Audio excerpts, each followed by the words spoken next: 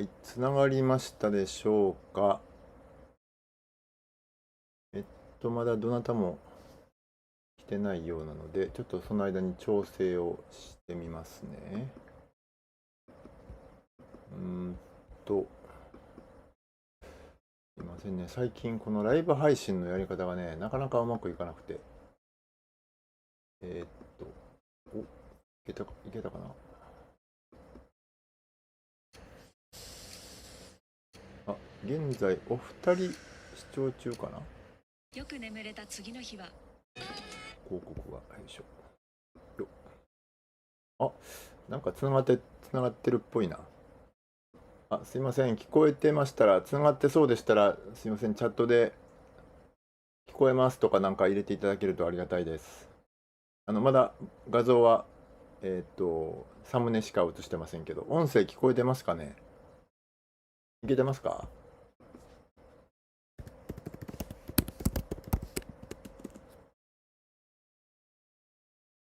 聞こえてますでしょうか。あら、10人。一気に10人に増えました。すいません。今ちょっとやっとつながったところなんですが、ありがとうございます。平子さん。聞こえてますか。よかった。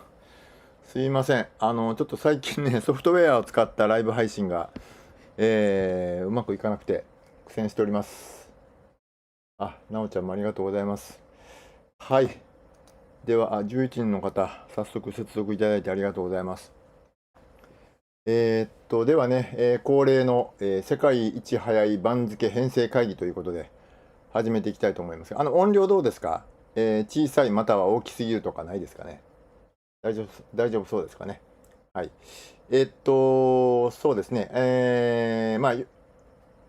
名古屋場所終わりまして、秋場所の予想番付というのはもうすでに、他の YouTuber の方も挙げられてますが、他の方が作ったね、予想番付を見るのも楽しいですが、やっぱりね、この配信で一番大事にしてるのは、その正確さとか速さを競うのではなくて、相撲ファンのね、皆さんと一緒に、ああでもない、こうでもないと言いながら、まあちょっとね、ロマンもロマンとか皆さんの思いも込めた、番付を一緒に作っていければなと思います。で、ちょっとどういう方が集まってるのかわからないんですが、皆さん番付の作り方って基本的にご存知ですかね。ちょっとまあ簡単に説明しておきますと、詳しい方には釈迦に説法ですが、例えば8勝7敗だったら、勝ち星引く負け数で8-7で1で1枚上がる。で、逆に7勝8敗の時はマイナス1なんで1枚下がるというふうにして、番付を上げたり下げたりします。ただ、番付はよく生き物と言われますので、この通りにならないことの方が多いです。という方、この通りにはなりません。はい。例えば一番いい例が、先場所の5月場所の、高安ですね。東の小結で6勝9敗と負け越したんですが、なんと名古屋場所では西の小結に据え置きということでね、こういうこともあります。勝った割には上がらなかったり、負けた割には下がらなかったりというのが、番付編成の常です。はい。ということで、ごめん、開始したからちょっと僕も顔を映そうかな。はい、すいません。最近ちょっと老眼で字が見にくいもんですから、メガネをかけていきます。はい、今何人ぐらいかな。11人。さっき15人ぐらいまで行きましたが、ちょっと減りましたね。まあ、ぼちぼちやりたいと思います。これは、コリンさん。はい、こんばんは、everyone ということで。how do you read your name, Colin? Where are you from? Okay, feel free to give us a message. チャットはね、ぜひ意見を自由に書いてください。よろしくお願いします。はい。では、早速番付の方へ行きますが、ちょっと僕の方でね、予習をしています。はい、こんな感じで、名古屋場所のね、成績を番付順に上からずっと書いていってますが、欄外にいろいろペタペタ貼ってますけれども、これはさっきちょっと説明した、勝ち星、負け星、負け星とは言わないな、勝ち数、負け数によって、実際その上げ下げしたものを欄外に貼ってます。ちょっとここだと分かりにくいな。例えばですね、大野勝ですね。ここね。大野勝は先場所、東の3枚目で6勝9敗と、6-9でマイナス3なんですね。だから1、2、3、マイナス3ということは東の6枚目ということで、東の6枚目の欄外に貼ってます。これと同じように上がる人は上がるということで上げてますが、ただしね、上の方に行くに従って、この足し算引き算の通りにはいきません。はい。例えば若隆景、西の関、2人目の関脇で10勝5敗ですが、当然5枚上がれませんので、関脇のところに書いてます。はい、こんな感じで、やりながら、説明していきますね。いうか説明してると長くなるので、もしわからないっていう人がいましたら、チャットの方で、ごめん、今のなんでそうなるのっていうのをお気軽に書いてください。別に、聞くことは全然恥ずかしいことではないので。はい。まず横綱は確定でいいですね。豊昇龍、大野里。ただね、そうですね、最近はちょっとどういう動向かわからないんですが、東西に横綱がいるときに、いい成績を残した方が東に回ったりしています。はい、なので、大野里を東に回して、豊昇龍を西に持ってこようかな。それで僕はちょっとね、解説をしながらどんどん作っていきますが、違ったね、意見とかがあれば、ぜひ、教えてください。これは本当に正解とか、こうあるべきっていうのはもう一切ありませんので、番付編成会議のね、審判部の胸先三寸でどうにでもなるような、世界と一緒で、ここはもう本当に皆さんのご希望とか意見を取り入れたいと思います。はい。特にいいですね。はい。で、じゃあ確定したやつをちょっと青く塗っていこうかな。これは確定でいいですね。で、東の大関琴櫻も確定と。で、大栄翔はね、残念でしたね。今場所、名古屋場所の見どころの一つとして、5月場所でね、大栄翔、霧島、若隆景、この3人が、三役で2桁ということで、今場所からね、名古屋場所からこの3人が、大関取り挑戦ということだったんですけれども、大栄翔がね、早々に休場を発表してしまいました。で、この場合なんですが、0勝15敗なんで、マイナス15ということなんで、ずーっとこの欄外、ここね、東の14枚目に一応計算上落としてます。実際にはこんなに落ちないと思いますんで、それはまた後でやりたいと思います。はい。大栄翔残念でした。で、霧島もね、前半良かったですけどね、中盤以降はなんかバタバタバタっとこう負けて、結局蓋を開けてみれば8勝7敗と。前半戦はね、もうひょっとして俺霧島優勝するんじゃないかなと思うぐらい良かったですよね。残念でした。なので、若隆景がね、同じ関脇で10勝5敗なんですが、こういう場合、東の関脇にどっちを持ってくるかですよね。さっきの横綱とは違って、関脇小結の場合は、前に、なんて言ったらいいかな。既存のその地位にいた人が勝ち越せば、その人の方が優先されたりするんで、例えば東の関脇で8勝7敗、西の関脇で例えば10勝5敗だったとしても、東で勝ち越したんだから据え置きということで、東西入れ替えない場合があるんですよね。だからそれでいくと、霧島が東で若隆景が西ということになってしまうので、一旦そう入れますね。この辺特にご意見ありますか？いや、若隆景が同じ関脇で10勝5敗なんだから、若隆景を東に持ってくるべきだろうとかいう方、特にないですか？いいですか？ Oh, Colin, you're from the UK. Thank you for joining. はい。イギリスからも参加いただいてますね。このチャンネルではちなみに英語の字幕をつけてることでお分かりかと思いますが、やっぱりね、日本の国技なんですが、やっぱり世界の方にもね、やっぱ相撲の魅力を発信したいということで、基本的には英語の字幕を必ずつける。ちょっとマイクが抜けちゃった。ごめんなさいよ。マイクが抜けちゃいましたよ。はい、音声大丈夫でしょうか。海外の方にもね、相撲の魅力を届けたいということで、英語の字幕付きで配信してます。なので、時々こうやって海外からもコメントとかライブ配信に参加いただいております。はい、関脇いいですかね、これで。特にご意見ないですか？恥ずかしがらずに自由に言ってくださいね。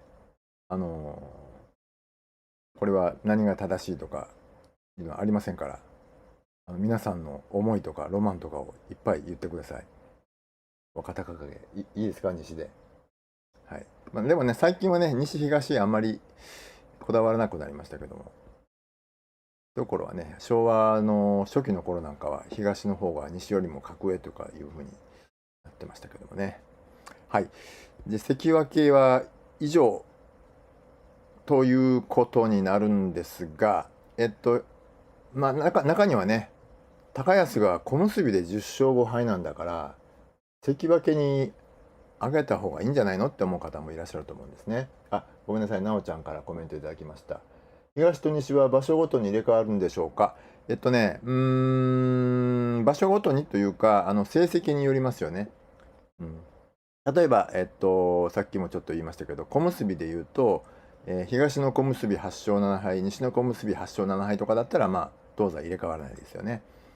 で、ちょっとね、ここの辺が、これも審判員の、意向次第なんですが、東の小結8勝7敗、西の小結、例えば10勝5敗だったとしても、一般的にはね、東の方が西より上というふうに言われてるので、西の小結でいい成績を上げたら、東西入れ替えても良さそうなんですが、入れ替えないことがもう多いんですよね、関脇も同じですが。ただそれが絶対的なルールかっていうとそうでもないみたいなんで、確かね、昔は入れ替えたりしてたと思うんですよね。ちょっと記憶が定かでないんですけども。で、東西の話をしだすと長くなるんですけども、昭和、いつ頃かな、あれは20年代、要は戦時中とか戦前とかなると、東対西とかでね、東軍が優勝しましたとか、なんかそんな時代もあったようです。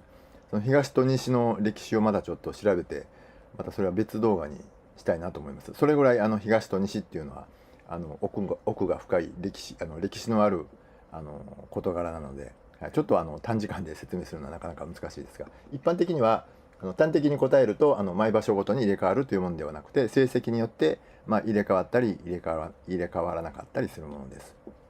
はい、で、話は高安に戻りますけども、この場合ですね、これはね、過去にもあったんですが、小結で10勝しても関脇に上がらないこと結構あります。はい、大関の琴櫻もね、琴ノ若で小結の時に10勝を挙げましたけども、2場所3場所2、3場所ぐらいずっと小結据え置きだったんですよね。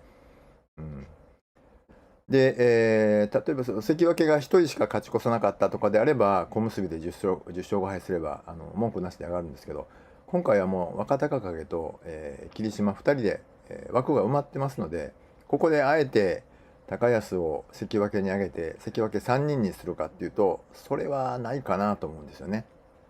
でもう一つはその青鬼錦が、東の筆頭で14勝1敗ですよね。これもファンからすればもう小結飛び越して関脇でもいいんじゃないかっていう意見もあるかと思うんですけども、僕はねここは小結じゃないかなと思うんですね。なので、関脇2人小結2人ということで、それで番付的にはきれいに収まるんですが、ただし、東西の話をしますと、高安が、小結で、10勝5敗なんで、やっぱり東には高安が来るべきかなということで、高安を東に入れて、で西に青錦を入れると。青錦、名古屋場所で新三役かという話もありましたけども、前頭筆頭に据え置きになりましたが、今回文句なしで、新三役ということで、こういうふうに収まるんじゃないかなと思います。で、もう一つ、ここね、欄外、阿炎書いてますよね、阿炎は、前回、先場所が東の2枚目で9勝6敗だったから、9-6でプラス3なんですよね。だから1、2、3で関脇に上がれる成績なんですが、これもまたね、前頭上位でよくあるんですが、勝った割には上がらないということなので、阿炎の三役っていうのはもうまずないかなと思います。なので、一番上げれるところといえば東の筆頭になると思うんですよね。で高安は小結で入れましたので、ここ消しときます。よいしょ。で、関脇は2人になるので1行消しますね。で、こんな感じで順番に作っていきます。はい。で、これで小結も決まりました。三役これで決まりましたね。多分こんな感じじゃないかなと思います。うん。ここまでどうですか、ご意見。聞いてるだけだとつまんないですよ。ぜひ意見があったら言ってください。ないですか？すでにね、他の YouTuber の方の予想番付ご覧になった方もいると思うんですけど、実は僕は見てません。見ないようにしました。見るとどうしても先入観が入るので、真っ白な状態で、作ってみたいなと思ったんですけど、もちろんね、他の、YouTuber の方の予想番付をご覧になって、あの人はこうしてましたよっていうのが意見があれば、それは言っていただくのは全然 OK です。はい。はい、じゃあここまでいいですかね。はい、で、青錦は上げました。はい、あとですが、前頭筆頭。前頭筆頭候補としては、若元春は下がりますよね。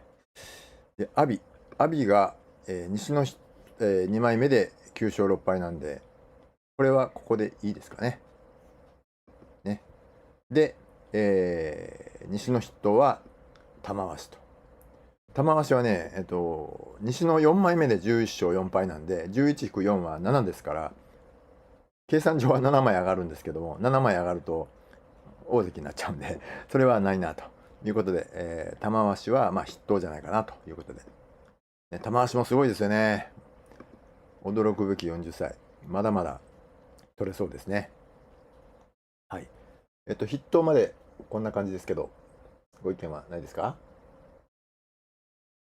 今回も皆さんおとなしいですね。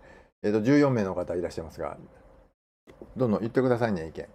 はい。じゃあ、僕はマイペースでどんどんこう考えながらやっていきますが、ぜひご意見を聞かせてください。はい。じゃあ次2枚目いきます。2枚目は、王鵬、阿炎はさっき挙げましたね。王鵬は負け越しました。はい。で、こうなるとですね、じゃあ2枚目を誰にするかっていうところで、よく候補いないですよね、欄外。こういう時は、上から落ちてきた人を2枚目にとどめるか、あるいは下から上がってきた人を計算上のアップよりも少し上げてあげるかっていう選択になるんですけども、じゃあ、この前頭2枚目の2人は前頭3枚目の候補から2人上げることになると思うんですね。じゃあ候補は誰かというと、熱海富士、伯桜鵬、王鵬、金峰山、豪ノ山と。ごめんなさい、金峰山じゃないわ。金峰山も負け越しですね。豪ノ山、王鵬、伯桜鵬、熱海富士、この4人ですね。4人のうち、ちょうど綺麗に収まりますね。4人のうち2人が2枚目で、残りの2人が計算通り3枚目ということですが、さあ、誰を2枚目にしましょう。ご意見ください。ないですか？ご意見。ちょっと、クレイグさん、クレイグ、Thank you for your message。クレイグさんという方がメッセージいただいたんで、皆さんのご意見待ってる間、クレイグさんのメッセージを見ます。Do you think Koto Zakura will actually be motivated by his semesters? Koto Shoho's flag. 琴勝峰の優勝パレードのね、旗手として、琴櫻を、こう抜擢というか、やらせることで、琴櫻のモチベーションになるだろうかどうかっていうところで、I really don't know. I really don't know. I think it's a mental issue. In case of Kotozakura, instead of technique or physical issue, I think it's a mental issue. So Well, I think he'll show us better performance next tournament. 僕は精神的にはね、精神的な問題じゃないかなと思うんですよね、琴田黒の不振は。別に大きな病気とか怪我ではないので。なので、来場所に奮起を期待したいですね。なおちゃんさんありがとうございます。熱海富士、王鵬ファンなので、上位に来たら応援気合ね、入れますよね、気合ね。というと、なおちゃんさんの意見でいくと、熱海富士と、王鵬を2枚目に据え置くということですか？なるほどね。東から西に回すだけにしておくということですかね。まあ、それもありっちゃありですね。そうですね。伯桜鵬は1枚の勝ち越しですから、あえて2枚上げる必要ないですよね。で、熱海富士はもう確実ですよね。一応ちょっと熱海富士持ってきておきましょうか。一応欄外に、よっ、こうしといて、あと1人、ここ、西に誰を入れるか、王鵬か。でも豪ノ山もね、でも豪ノ山も下から3枚アップしてんのか。じゃあ、計算以上に上げる必要ないな。じゃあ、なおちゃんさんの案で良さそうな。逆に、正雄さんは王鵬をもう少し落としたい？なるほどね。負け越してばかり。そうですね。でも、7勝8敗でね、2枚落とすのはちょっとね、あまりそういうケースは僕自身見たことないですね。で、しかも、前頭筆頭とか2枚目っていうのは、割とね、負け越した数以上に落とすっていうのはないんですよね。やっぱ三役と総当たりさせられますから、やっぱり同じ7勝8敗でも、6枚目とか7枚目の人の7勝8敗とはまた違いますからね。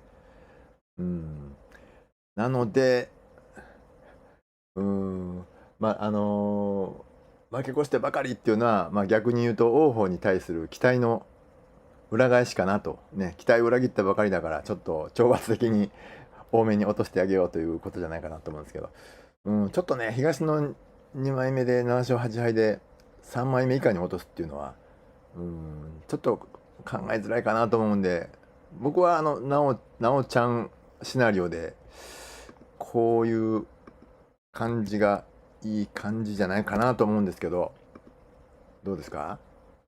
東熱海富士、西王鵬。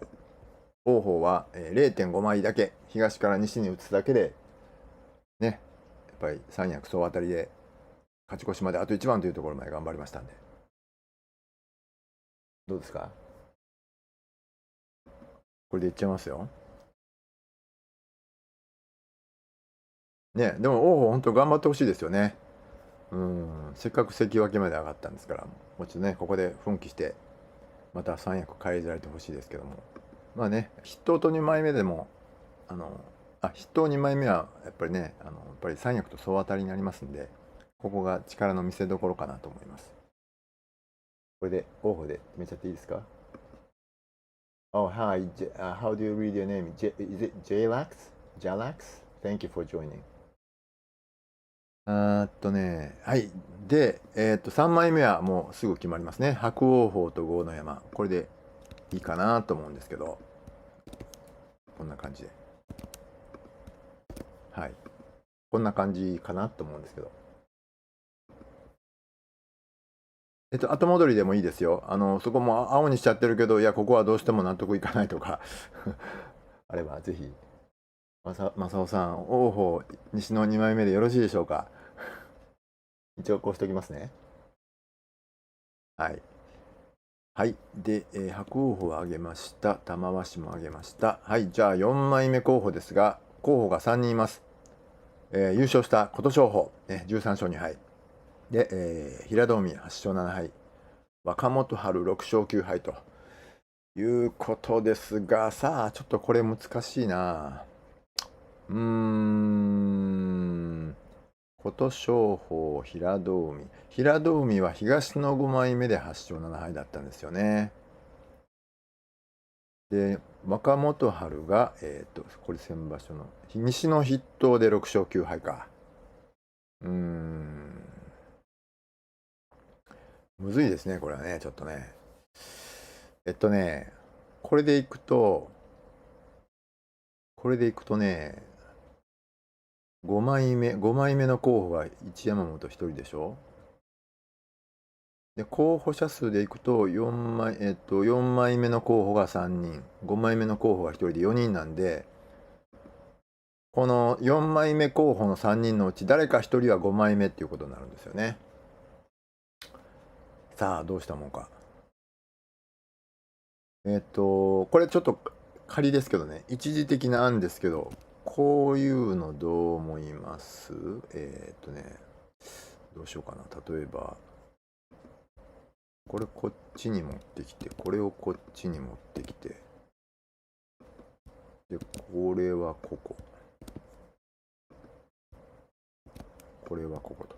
こんな感じで、どうかなと思うんですけど、何かご意見ないでしょうか。というのはね、若元春は、西の筆頭、さっきも言いましたけど、三役総当たりの地位で6勝9敗なので、実際の負け数よりも、ややちょっと、少なめのダウンということで、まあ0.5しか違わないんですけど、本当だったら西の4枚目まで落ちるところを東にしといてあげると。で、平戸海は、東の5枚目で8勝7敗なんで、据え置きはちょっとかわいそうかなと思ったんですよね。だから4枚目に上げるということになるんですけども、若元春と平戸海、じゃあどっちを東どっち西にするかっていうと、やっぱり落ちてきた方を、やっぱり厳しいところから落ちてきた人をよりちょっと少なめのダウンにしてあげて、救ってあげるっていう考え方で作ったんですけど、どんなもんでしょうか。ご意見ないですか？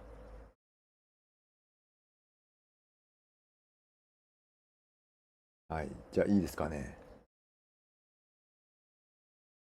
何もコメントないようですんで、このまま進みます。はい。はい。で、琴勝峰、一山本も、これですね。琴勝峰もね、13勝2敗という成績は、まあ確かにすごい成績なんですけども、やっぱり、この落ちてきた若元春とかと比べると、若元春やっぱりね、三役と全部当たってますんでね、若隆景以外はね。で一山本も、まあ、幕内中堅どころで9勝6敗なんで、まあ、こんな感じかなと思う。まあ、左右ちょっと逆でもいいですけど。はい。はい、じゃあ、ここから幕内中堅以下になりますね。さあ、この辺なんか候補がひしめいてるので、ちょっと難しくなってきますが、さあどうしましょう。さあどうしましょう。大野勝は計算通りでこの位置なんで、これ以上落とせないですよね。なので、大野勝を、武富士はね、ちょっと休場とかで落ちちゃうので、ここですよね。で、豪ノ山が、豪ノ山あげましたよね。豪ノ山あげたな。よし。で、草野ね、11勝4敗。あ、草野あげるか。どう思います？まあ、千秋楽までね、優勝争いに絡んで、3勝もね、2つ受賞しました。なので、ここは計算通りのアップというよりも、さらにまあ、もうワンステップね、アップでもいいんじゃないかなと思うんですけど、こういうことですよね。これで。これどうですか？なんか接続者がどんどん減っていってますが、ちょっと解説が長いですかね。はい。まあ、どんどん行きましょう。はい。じゃあ、特にご意見なければ行きます。はい。はい。では、7枚目。翔猿、遠藤、巻き起こしました。じゃあ、7枚目に持ってくる候補が2人いるんですが、2人というと、隆の勝、宇良しかいないんですよね。で、宇良は休場しましたが、一応勝ち越し。隆の勝も9勝6敗勝ち越し。なんで、まあ、どっちを持ってきてもいいと思うんですけども、うしましょう。9勝6敗の隆の勝をこっちに持っていきましょうかね。で、裏をこんな感じで。これでどうですか？草野、平川さんありがとうございます。マリスさんもあげてる。ありがとうございます。マサトさんありがとうございます。はい。So Craig and Jalex, I hope you're following us. Sorry for conducting the stream live only in Japanese. If you have any questions or comments, please feel free to give us a comment. あれコマーシャルに入っちゃったかな？ Please feel free to give us a comment in English. ちょっと、ライブ配信中、急に、CM が入るかもしれませんけど、はい。音声大丈夫ですかね？はい。そうですね。草野、ちょっと実は草野を応援してるんでね、もっと上げてやりたいところなんですけどね。まあ、こんなもんでしょうね。はい。で、隆の勝裏もこんな感じでいいですかね。接続者が一気に9人から16人に増えました。はい、今、前頭の、上から来まして、前頭の6枚目まで、7枚目まで、固まりかけたところです。後でざーっとこう振り返りますので、ぜひ、後から入った方もご意見ください。はい、ちなみにさっき言いましたけど、僕は他の配信者の、予想番付まだ一切見ておりません。ただ、もしね、ご覧になった方で、誰々さんはここはこうしてたよっていうご意見があれば、それはぜひ言ってください。はい、それでは、8枚目。さあ、中堅どころ。ここも難しいですね。佐田の海負け越して一山本は上がりました。はい、じゃあ、次の候補。緑富士、欧勝馬、藤の川の3人からこの8枚目選ぶわけですが、ここはさっきもね、言いましたように、上から落ちてきた人を、ややこう救済気味の番付にすることが多いので、ここはやっぱり新三役で落ちてきた、やっぱり欧勝馬でしょうね。やっぱり成績は良くないんですが、小結ですからね、小結で、13勝2敗で8枚目っていうのは、そんなに変な場所じゃないかなと思います。なので、一旦ちょっとこう置きますね。で、もう一人、藤の川か緑富士か、どっちを上げるかですよね。さあ、どうしましょう。藤の川か緑富士か。どうしましょう。順番でいくとね、緑富士なんですよね。緑富士は東の12枚目で9勝6敗。藤の川は西の14枚目で10勝5敗なんで、番付差が2枚あって、で、勝ち星は1つ違いなんでね。なので、そうか、でも、難しいな。でも、こうなるかな。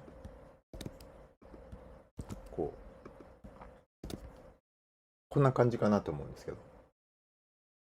どうですか？ご意見ないでしょうか？ちょっとね、僕、チャット欄はちょっと上の方のモニターに示してるんで、上見ますけど。はい、ご意見なさそうですかね。はい、じゃあ、ここまでは確定にしてどんどん行きましょう。もう結構時間が過ぎてきてるんで、よいしょ。はい。はい、どこかな。西の9枚目か。西の9枚目。あれ熱海富士どっか入れましたっけ？はい、熱海富士入れました。はい。ここは人数収まりそうですね。空いてるのが西の9枚目と、東西の10枚目3人。で、候補ここに3人いますから、美ら海、金峰山、正代のうち誰か1人を西の9枚目にあげる。という感じですが。さあ、誰をあげましょう。これ、あれですね。金峰山が4勝11敗。上から落ちてきてるんですね。金峰山は先場所は、西の3枚目か。西の3枚目で4勝11敗だったら、やっぱり金峰山を9枚目にとどめてあげましょうかね。どうしましょう。僕はそれがいいかなと思うんですけど、こうね。そしたら、東西の10枚目は、美ら海正代できっちり収まると思うんですけど。ご意見ないですか？いいですか？ちょっと進みますけど、ご意見あったら言ってくださいね。あれ、よいしょ。よっ。これで、で、チュラノーミと、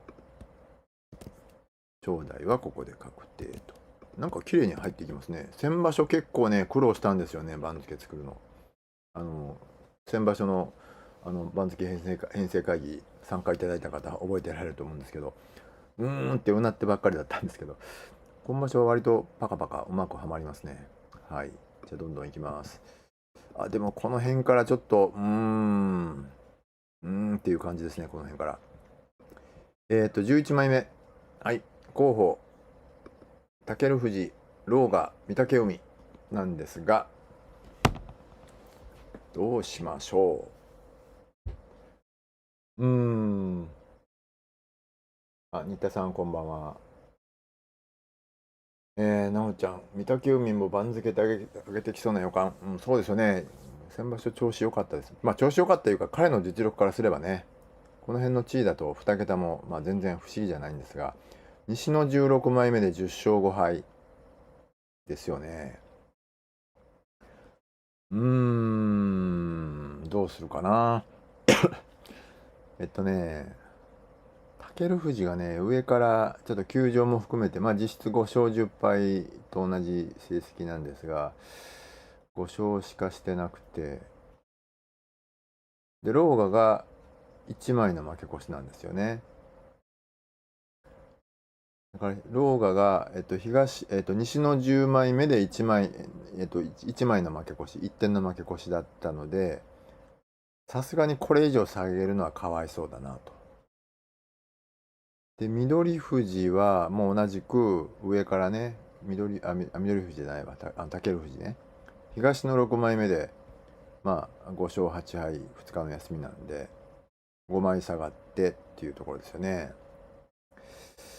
じゃあこれ御嶽海を本当は5枚アップするところを4枚半にとどめるかどうかっていうところなんですが、どうでしょう。ちょっとそうなると御嶽海気の毒なんですが、新田さん、御嶽海だと思います。御嶽海を11枚目ということですね。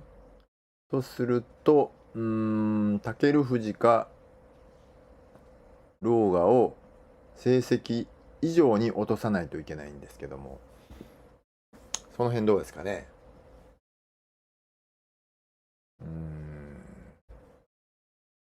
ちょっとこう悩みますよね。御嶽海を11枚目に上げるんだったら、武富士か狼雅を実際の成績以上に落とさないといけない。ちょっと難しいですね。例えばね、順番でいくとこうなるんですよね。順番でいくと。ただ新田さんも言われてるようにね、御嶽海好成績でしたんで、4枚半よりはできたら5枚上げてあげたいんですけど、狼雅と御嶽海、武富士を成績以上に落とすということですね。狼雅と御嶽海、狼雅をこういうことですか。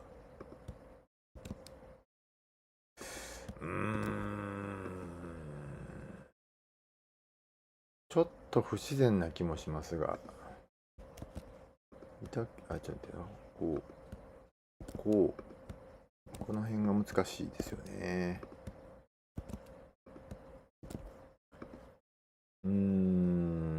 御嶽海を優先するか、上から落ちてきた人を優先するかっていう選択ですね。こうしましょうか。ね、せっかく新田さんご意見いただいたんで、一旦こうしておきましょう。ここは、人によってはね、御嶽海を4.5 枚のアップに12枚目にとどめて、武富士狼雅を11枚目っていう風に読む方もいらっしゃるとは思いますけども、でもこの今こうした読み方も全然おかしくはないですよね。はい、じゃあこうしましょう。はい、じゃあここからがちょっとちょっと難しそうですね。はい、この辺枠を開けていきますね。はい。さあ、こっからちょっと難しくなってきた。12枚目、13枚目で枠3つ空いてます。で、ここはもう上げましたね。14枚目入れると枠5つ空いてます。まず12枚目ですけども、これはいけるかな。この大栄翔ここでいいですよね。関脇で全休。ね。いくらなんでも、そうか。どうしようかな。大栄翔ここでも、違うな。やっぱり御嶽海10勝5敗だもんな。大栄翔ここにして、で、明生も上位で3勝12敗なんで、彼ももうこの辺にしといてあげて、時疾も6勝9敗だけど、3つダウンじゃなくて2つダウンにしといてあげると。こんな感じかな。どうでしょう。なおちゃんまだご質問です。途中休場もやはり負け扱いで番付が下がってしまうのですが、はい、そうです。残念ながら。昔は交渉制度っていうのがあって、これは本場所取り組み中の怪我に限定されてたんですけども、本場所取り組み中に怪我をした人は、休場しても、認められれば翌場所もその同じ地位で、もう一回、再チャレンジできるっていうそういう制度があったんですけども、実はねそれを悪用する力士が、いっぱい出てきたということで、要はその大したことないのにその交渉制度を使って休んで、で翌々場所また同じ地位からっていうね、っていう翌々場所じゃない翌場所ね、っていう人が出てきた。それで廃止になっちゃったらしいんですよね。で、あと大栄翔の場合は場所前から悪かったようなので、どっちにしても交渉制度は採用されなかったと思うんですけど、本場所中の怪我に限って昔はその交渉制度っていうのがありました。だから例えばさっきの、今はもうないので武富士だと5勝8敗2日の休みというのはイコール5勝10敗と同じとみなされます。はい。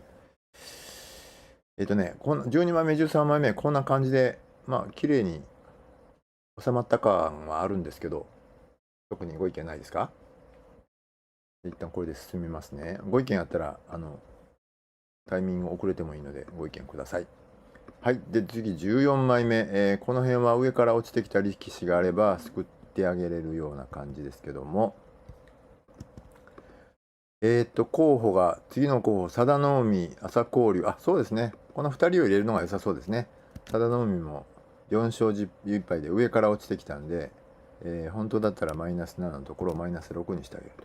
朝紅龍もマイナス3のところをマイナス2にしといて。これ、今場所なんか美しいですね。そんなにうなるほどの難しさはないですね。はい。ここまでどうですか？大丈夫そうですか？はい。割と今場所はいい感じですね。でもこっから別の意味で難しいな。別の意味で難しいな。入幕候補力士がね、十両で錦木、竜電、湘南乃海、友風、欧勝海。この5人がね、上位で勝ち越してるんですよね。で、もうちょっと下行くと、日翔志と大青山が10勝5敗なんですよね。一応、どうするかは別として、候補が2、4、6、7人もいると。で、枠が、今、1、2、15枚目、16枚目、17枚目。それでね、多分ね、ここ18枚目作るんじゃないかな。名古屋場所は、関脇3人いたので、要は17枚目で終わりましたけど、関脇をきれいに2人にしたので、ここ18枚目ができそうな気がするんですよね。ただしこっちは入れないと。なのでここだけね、どれだ、これか。はい。でここはなしと。ここはなし。なのであと1、2、3、4、5、6、7。7人。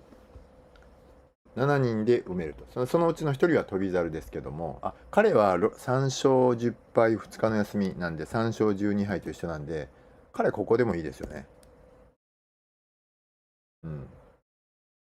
ね。ということはあと、1、2、3、4、5、6人なんですが、それに対して候補者が1、2、3、4、5、6、7人。十両の勝ち越し。で、一方で、幕尻で負け越した力士が獅司、琴恵峰、遠藤、千代翔馬、嘉陽なんですけども、下の方からいくと嘉陽はちょっと無理でしょうね。嘉陽は、先場所が東の16枚目で4勝11敗なんで、嘉陽はちょっとね、残念ながら幕内に残る可能性はもうゼロと言っていいですね。で、あとは琴恵峰。琴恵峰はどうかな、可能性ゼロでもないか。あと全休した遠藤、それから1勝14敗の千代翔馬、この辺も計算上は落ちるんですよね。で、獅司が7勝8敗、1枚だけの負け越しなんですが、西の17枚目という本当に幕尻の一番下の方で負け越しなんで、さあ彼を18枚目に残すのかどうかっていう判断もありますよね。で、翔猿はいいですね、確定で。ここまででコメントはどうですか？ Any comments so far? はい。ごめんなさい、もらってましたね。琴恵峰、獅司、バイバイ。そうですね。琴恵峰どうかな。ちょっと一旦置いておきましょうか。千代翔馬、調子悪かったみたいですね。もともとそんな弱い力士じゃないんですけどね。そうなんですよね、新田さん。東の18枚目に琴恵峰という線もないではないので、ちょっとね、じゃあここからみんなで悩みながら考えましょうか。一応幕内の候補、上げるか下げるか、重量から上げるか、幕内から下がってくる人をとどめるかっていう選択になります、ここからは。で、東の重量筆頭の錦木8勝7敗、これは絶対上げますよね。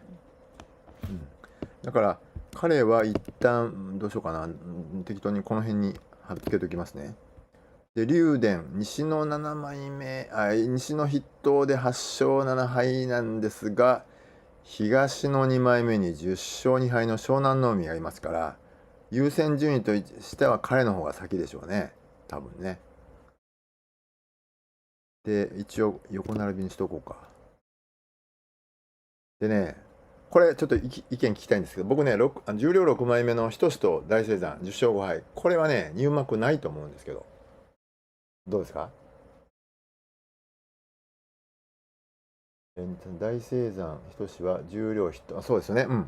ちょうど今新田さんがコメントいただきましたけど、そうですよね。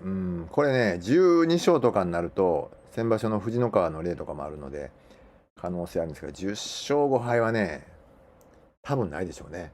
だからここもうこれグレーは上がらないという意味でグレーにしたんですが、こうかなと思うんですよね。僕も新田さんと同意見です。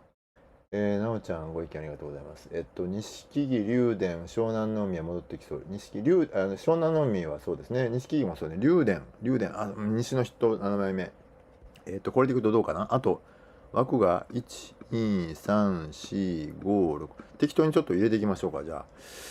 錦木と湘南乃海では1枚違いで8勝と7勝、8勝と10勝なんで、やっぱり湘南乃海の方が優先ですよね。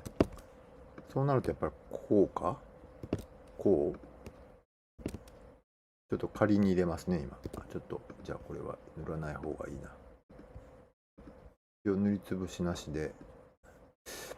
で、あとは獅司、琴恵峰、遠藤、千代翔馬。で、枠が1、2、3、数が合うね。1、2、3、4。で、候補が1、2、3、4。美しく収まりますね、これ。で、ごめんなさい。秀ノ海が先場所、西の15枚目で2勝11敗だから、これはもう可能性ゼロですね、幕内に残る。そうすると、これで決まり？なんか綺麗に決まっちゃいましたね。だから、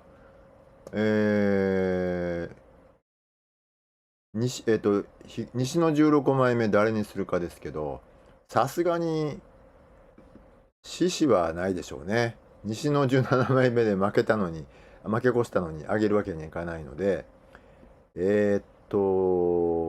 ゃあ東の18枚目に持っていきますかということなんですが、上がってきそうな人、他に上がってきそうな人が、錦木上げましたよね。で、湘南の海も上げました。で、あと上げないといけないのは、竜電、友風、欧勝海ですね。竜電、友風、欧勝海を上げて、あれ竜電、友風。そうですね。竜電が8勝7敗、友風が9勝6敗、欧勝海が8勝7敗か。竜電、友風をどっちを上にするかですね。そうですね。どうしましょう。竜電ですかね。竜電。でも9勝6敗と8勝7敗、どうですか？難しいな。じゃあ、一応、こうしてみます。竜電、友風、で、欧勝海。こう。そうすると、あれぴったり入ると思ったけど、ぴったりじゃないのか。そうだな。こうなると、獅子を残すか、琴恵峰が、琴恵峰東の幕尻で6勝9敗、これは残れないですね。やっぱりじゃあ獅子ですね。新田さん、そうですね。ちょっと待ってくださいよ。新田さんご意見いただいてました。遠藤、千代翔馬、十郎、そうですよね。遠藤全休だし、遠藤はね、7枚目、5枚だ。7枚目ですね。7枚目で全休なんで、これは、そうですね。で、千代翔馬も9枚目で1勝しかできてないので、この2人もなしですね。はい。さようなら、ごめんなさいね。遠藤、来場所、期待してます、復活。はい。で、獅子をここに持ってくると。で、琴恵峰は、幕尻で6勝9敗なんで、先場所だったら残ったかもしれないんですが、今場所はこういうことで、はい。こんな感じですね。結構、なんか、テキパキッとこう入っていきましたね。先場所とは大違い。じゃあ、ちょっと、これで、いいですか？青で。こんな感じで。はい。これで一応全部決まりましたね。ちょっと青の色味が違いますけど、ご神木です。はい。はい。途中から参加された方もいらっしゃると思いますんで。あれちょっと待ってくださいよ。新田さん、琴恵峰、獅子、残ると思います。琴恵峰、残りますかね？琴恵峰、じゃあどうします？これね、18枚目はね、1人しか入れれないと思うんですよ。人数決まってますから。ここで1人、ちょっと東西は別として、ここで1人空いてるんで、ここの人数調整を18枚目でしないといけないので、ここね、わざわざ人数狂わせてまで琴恵峰を残すかどうか。でもそうか、西と東の違いがあるのか。むずいな。東の18枚目に獅子だったら琴恵峰は残らないですね。なんで一旦ちょっとこうしておきます。はい。また答え合わせしましょう。番付発表になったら。はい。それでは途中から参加された方もいらっしゃるので、ちょっと画面を大きめにしていきますね。上から。はい。横綱は、ちょっとこれ。横綱は、東西入れ替えました。成績の良かった方を東にしてます。で大関変わらず。で関脇は、高安、青錦がね、小結と前頭筆頭で好成績だったんですが、ここは上げないということで、関脇2人、小結2人ということにしてます。若隆景は、2場所連続三役で2桁勝利ということで、来場所どうでしょう、大関取りになるわけですが、11勝以上だと多分上がるでしょうね。で10勝でもね、大関一つ枠空いてますから、10勝でも上がりそうな気がするんですよね。先場所12勝なんで、12勝10勝と来てるんで、来場所10勝だったら3場所通算32勝なんですけれども、3場所33勝っていうのは目安なので、必ずしもそうでないといけないということはないので、ひょっとしたら10勝でも内容が良ければ、あるいは横綱大関を破っての10勝であれば上がるかもしれないですね。そこが見どころの一つです。で霧島はね、前半良かったんですが、中盤後半崩れて8勝7敗止まりということで、前半はね本当にいい相撲で優勝候補かなと思ったんですが、また来場所、再チャレンジスタートということで、小結、高安はね、10勝ということで大関復帰の起点を作りました。来場所以降また2桁を続ければ大関復帰というのもあるかもしれませんし、それよりも何よりもね、高安は初優勝をさせてあげたいですよね。今まで何回ももう優勝目前まで行って優勝してないので、そうですね、来場所10勝か11勝で、再来場所涙の初優勝で大関返り咲きっていうのが一番ストーリー的には美しいですけども、さあどうなるか。で青錦はね、優勝候補筆頭でしたけども、やっぱりね経験の少なさからか、ラストそうですね、少なくとも2番ぐらいはやっぱりガチガチでしたよね。かなり緊張してたと思います。相撲がぎこちなかったんで。でもすごくいい経験したと思うんでね、彼の本領発揮というか進化が問われるのは、この秋場所になるんじゃないかなと思います。はい、ちょっとタイトル変えますね。ここが名古屋場所結果じゃなくて、秋場所予想番付ですね。はい。で、筆頭から2枚目、3枚目、4枚目までがこんな感じです。この中で見どころはそうですね、玉鷲が三役目前まで帰ってきました。さあ、三役返り咲きになるかっていうことと、あと、最近、ここずっと幕内中堅以下で低迷してた熱海富士がまた上位帰ってきます。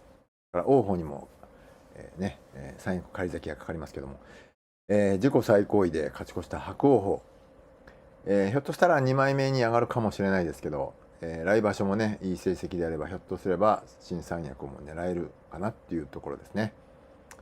はい、で、5枚目6枚目7枚目8枚目までがこんな感じですね。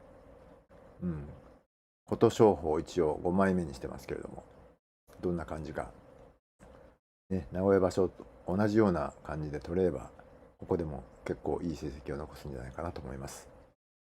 それから三賞受賞の草野ね、彼もね、高安との一番を見てるとね、やっぱりちょっとキャリアの違いを見せつけられたという感じなんで、彼もね、6枚目なんで三役とは成績によっては当たるかなどうかなという位置だと思うので、前半戦は結構いい感じで来るんじゃないかと思うんですけど、星が上がってきて、三役と当たるようになった時に彼の進化が問われるでしょうね。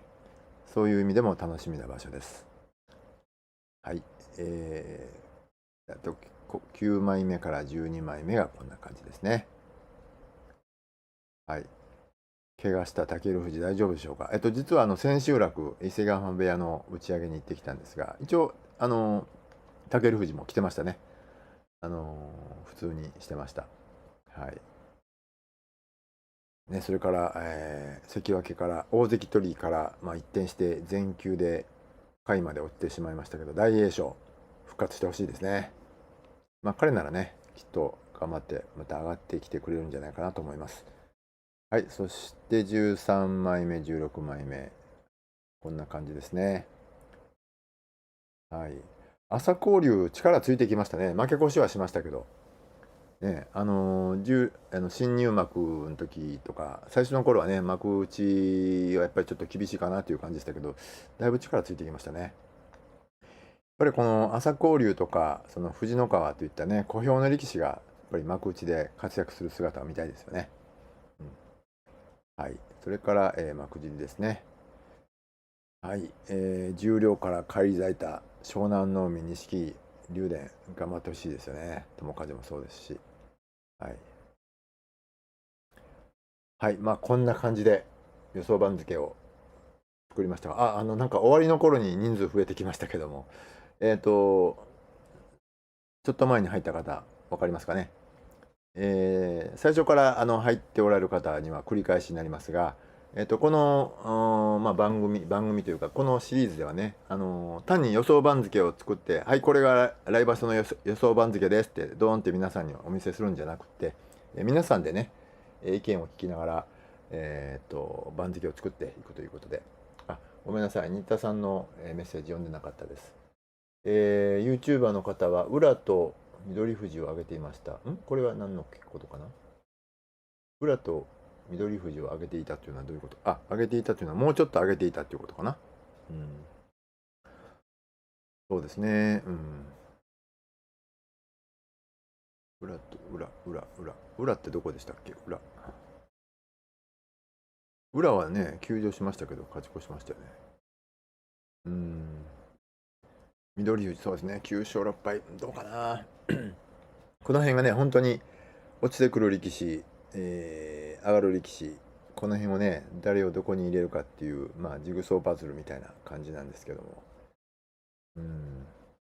浦と緑富士を上げるということは、草野をもう少し下の方とか、そういうことでしょうね。でもね、草野はね、先場所の番付編成会議の時も言ったんですけども、あれ、ちょっと上がり方少なすぎですよ。うん、藤ノ川と同じ位置なんていうのは、あれ明らかにおかしいですよね。重量の重量の筆頭で、13勝2敗でしたっけ、優勝しましたよね。で、藤ノ川はもう何枚か下で12勝3敗だったんで、藤ノ川を上げすぎ、草野は上げなさすぎっていうような感じだったんで、まあ僕は草野は先場所、成績ほど上げてもらえなかった分、今場所は成績通りアップしてもいいんじゃないかなと思ってます。はい。ちょっと話途中になりましたけども、このシリーズではね、皆さんと一緒に、こう作っていくっていうのも面白いんじゃないかなっていう、人が作ったのを見るだけじゃなくて、自分でもこう作る過程を楽しむっていうのをコンセプトでやってます。で、今回で3回目なんですけどね、ちょっと時間の関係もありまして、幕内しかやってないですけど、本当はね、重量もできたらいいんですけど、多分そうすると2時間ぐらいの配信になってしまうと思うので、僕の喉が持つかなという心配があったので、とりあえず次も幕内にしようかなと思うんですけども、どうなんですかね、この進行の仕方どうですか。今回初めての方もいらっしゃると思うんですが、前回前々回もし参加した方がいらっしゃるら、ぜひ意見聞きたいんですけど、進め方結構ね、僕はブツブツこう独り言言いながら番付どんどん入れていって、どうですか皆さんみたいな感じでやってますけども、結局ね、今日でもう1時間経ってるんですけど、やっぱり前回前々回もね1時間ぐらいだったんですよね。でこれをもう少しこうテキパキやっていけば、重量もライブ配信できるかなと思うんですけども、どうですかね。解説入れながら、とりあえず幕内に絞ってやるのと、いやもう解説はいいから、とにかく、あんたは予想番付どう思うのっていうのを知りたいっていう思いの方が強い方は、あんまりこう、みんなで作るっていうことよりも、その、僕が考える番付編成を、興味持ってるっていう方もいらっしゃると思うんですけども、どうですかね。その辺はね、チャットで言いにくかったら、あとコメント欄でも結構ですんで、ぜひそういうね、もっとこういう感じで進んでいったらいいのになというようなこともあれば、ぜひ聞かせてほしいなと思います。手探りでやっておりますので、はい、スタイルも何もまだ確立していませんから、皆さんのご意見聞きながらね、いろいろやり方変えていきたいなと思ってます。はい、そんな感じで、えっとね、結局ね名古屋場所僕行ったんですけども、こけら落としということで、僕こけら落としにはすごく縁がありまして、実は両国国技館ができた時、あれ何年前ですかね、40年ぐらい前かな。その時も行きました。初日2日目と、北の海が引退した、僕北の海の最後の取り組みを生で見たっていう感じなんですけど、両国国技館も行きましたし、あと大阪場所のね、府立体育館エディオンアリーナですか、それが前の古い方の大阪府立体育館から改築したそのこけら落としにも行ったんですよね。その時には前の晩から並んで、なんと一番乗りで新聞にも載せてもらったんですけど、雪が積もっててめちゃくちゃ寒かったんですけど、それが2回目で、今回3回目で IG アリーナのこけら落としということで、なんかこけら落としに行くのが大好きな感じでやっておりますが、初日とそれから14日目と、千秋楽3回行きました。で初日が、西の椅子席の後ろの方ですね、で、14日目が東の席の、ちょっと真ん中辺ぐらいで、千秋楽が向こう上面の、末席で、電光掲示板のすぐ前でしたね。テレビ見たらちっちゃく豆粒のように映ってましたけど、本人しかわからないぐらいの大きさでした。で本当に新会場で、すごい最後大荒れで、平幕4人が優勝を争うというすごく面白い場所でしたけども、生で見ることができてよかったと思います。9月場所もね、チケットがもし手に入ったら観戦に行く予定ですけれども、さあどうなることやら。チケットもね最近難しいですからね、入手するのがね。お、コメント、車好き隼人さん、相撲好きの中1です。ありがとうございます。中学生の方、僕もそうね、僕もね中1の時なんですよ、相撲にはまりだしたのは。ちょうどね年バレちゃいますけど、海傑がね、大関元大関海傑が初優勝した小結で、昭和49年の九州場所が、きっかけでしたね。そっから相撲にはまりだして、もうずっと見てますけども、確か中1の時でした。はい。はい、なおちゃんさん、国技館で観戦したい。そうですね。国技館はね、やっぱりちょっと他とは違った雰囲気がありますよね。うん。あ、そうなんですね。奥様は観戦したことがあるけど、ぜひね、ご夫婦で一度観戦に行かれたらいいと思いますし。ね、で、僕もね、ちょっと今回の名古屋場所がそうだったんですけれども、名古屋場所千秋楽ね、末席をね、取ってたんですよ。お茶屋さんに頼んで。でもちょっと一緒に行く予定の人が他でチケットをゲットしちゃったんで、3人分ね、SNS を通じて募集をして、知らない人と一緒に見たっていうのがところなんですけど、もしそんな感じのチケットが手に入って、もしチケット余っちゃったらまた募集かけますんで、ぜひその時は応募してください。はい、そんな感じかな。はい。という感じでやってきましたが、特にご意見とかコメントないでしょうか。なければ、そろそろ今回はライブ配信終わりたいと思う。もうすぐ70分になりますんで、はい。今の時点で20人の方、車付き隼人さん、僕も観戦したいです。家族でぜひ行ってください。はい。相撲はね、僕大体いつも一人で行くことが多いんですよ。でも今回千秋楽ね、SNS 通じて知り合った3人の相撲ファンの方と一緒に観戦して、やっぱりね、連れがいた方が面白いです。はい。ぜひね、お友達、ご家族と行ってください。僕は5月場所は、秋場所は、また一人ぼっちになるかな、どうかなっていう感じですね。はい。こんな感じですか。はい。じゃあ、今回はこれで、世界一かどうか分かりませんが、一応世界一早い番付編成会議、これで終わりにしたいと思います。はい。またね、ご意見等あれば、ぜひお聞かせいただきたいですし、もしね、今回初めてこの配信ご覧になった方で、チャンネル登録まだの方は、このチャンネルではね、僕が実際に見たり聞いたりして、自分がね、実体験したことを、情報をベースに、情報発信してます。某 YouTube チャンネルみたいに、Yahoo ニュースとかはね、原稿をコピペして AI に読ませて、誤字脱字だらけでそのまま垂れ流してるチャンネルとは違いますんでとは言っても時々ちょっと字幕をミスったりしてますけども、はい、そんな感じで場所中は結構頻繁に上げるんですけどね、場所と場所の間はちょっとサボってる場合多いですけど、気まぐれでやっております。毎週何曜日配信とか他の YouTuber のほどYouTuber の方ほどきっちりしてないです。ただ次回はね、8月3日の万博場所見に行く予定ですんで、もしねいい絵が撮れましたらまた動画を作りたいと思います。はい、そんな感じで、今日のライブ配信は、ライブ、隼人さん初めてですか？登録ありがとうございます。ね、僕のチャンネル、登録人数の割には、あまり実際に見ていただいている方多くないようなんで、ぜひ実際に動画も見て、それで、ね、意見を聞かせてください。建設的な批判は僕大歓迎ですんで、単なる誹謗中傷とかアンチコメントは適当にあしらいますけど、建設的な批判は大歓迎ですんで、ぜひね、もっとこんな風にしたらいいのにとか、感想をね、聞かせてほしいなと思います。はい。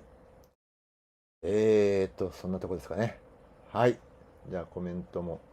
草野どこまで上がった？草野はね、何枚目にしたっけ？草野は西の6枚目です。はい。そんな上げなくてもいいんじゃないのとか、もうちょっと上げてほしいという意見もあると思うんですけど、とりあえず今回の編成会議ではこうしました。またね、他の YouTuber の方の予想番付と比べたりするのも面白いですし、で、秋場所の番付発表の時にはまた、皆さんと答え合わせをしたいなと思います。